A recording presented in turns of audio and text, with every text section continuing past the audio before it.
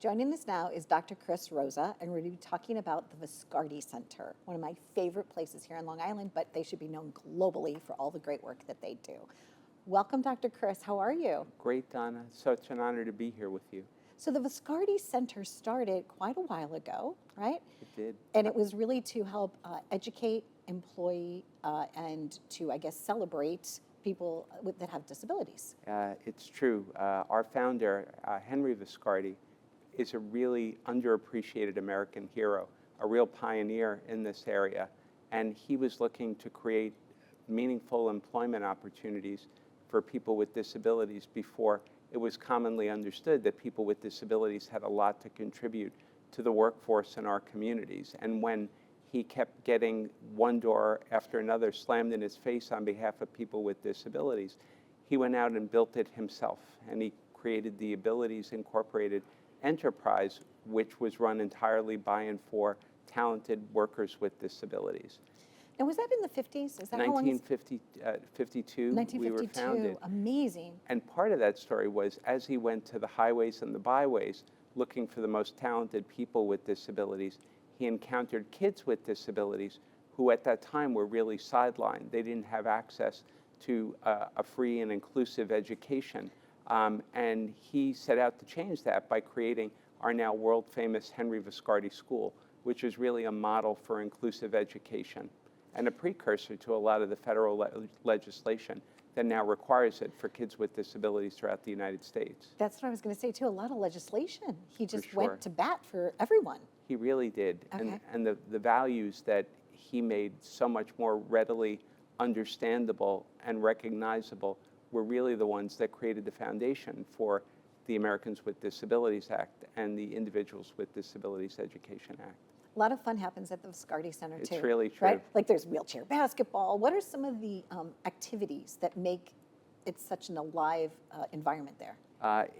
First of all, it's really rooted in community, and Okay. it's a chance, particularly relating to our youth, for kids to just be kids, to do the same things that kids without disabilities would do, but to deeply embrace and appreciate their proud identities as kids with disabilities.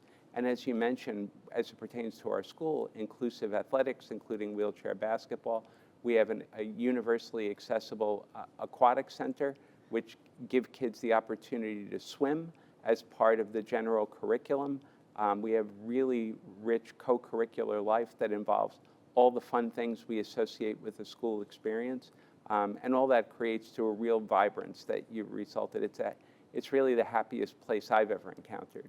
And a lot of the alums go on to various careers, like, in fact, one person is going to be, pass the bar, right? For Ron Court, he's a brilliant guy, one of our most distinguished members of our alumni, who recently passed the bar and is going to embark on a career as a disability rights attorney, deeply committed to creating access and opportunity for people like Ron, like me. Gave me chills. Me too. It just, even when you walk through the doors there, there's something magical about it. It's just a really great place to be. For years and years, it's been known as the place that love built. Okay. And you feel it the You moment you pass absolutely through those do. corridors. Since you've been at the helm for the last 5 years, and I know you have a wonderful, extensive team, what do you most need now, Dr. Chris, in order to grow? Is there a capital campaign going on? How can people help you? Thank you for asking. We are, in fact, in the midst of a campaign. We refer it as Soar More, Okay. because investment allowed the people we serve to soar, doing exciting things like Okay.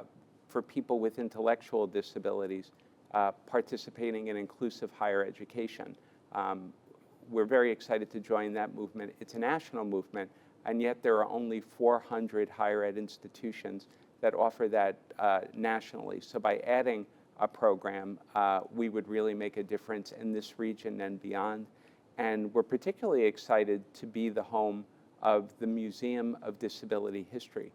We're going to be opening our doors in late October, and it's really going to be this very elegant and powerful collection of artifacts and documents which tell the story of American history, but make sure that it puts people with disabilities back in as a vibrant part of the people who help make America the great place that it is. Please invite me to that ribbon Oh, cutting. for sure. We'd be so I definitely honored. want to be there. I grew up singing in a patriotic singing group, and we would go to camps for cerebral palsy and things like that growing up from the time I was 12 to the time I was 23. And I still to this day feel like the day that we got to celebrate Special Olympics with the wheelchair basketball was probably one of the greatest days of my life. Wow, and I was probably like 12 or 13, and it just resonates with you. It can be so transformative. We see it, and we've been so fortunate to get corporate enterprises to visit as part of their team building and professional development, where they take on our kids head to head. And it's a very humbling experience, but always a really joyful experience as they see the power of truly inclusive athletics and belonging.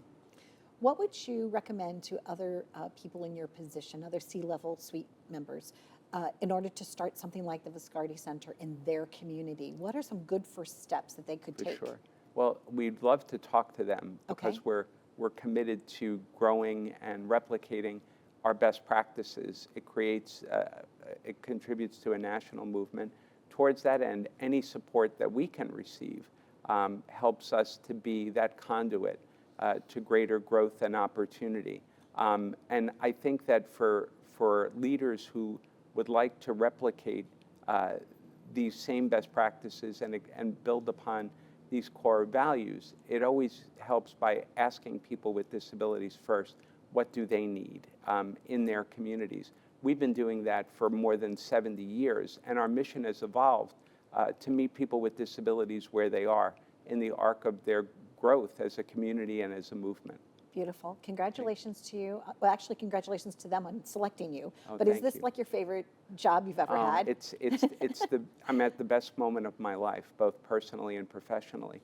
Each and every day, I get to come to work with this great legacy, and to work with kids and adults with disabilities to create the best version and most empowered version of themselves.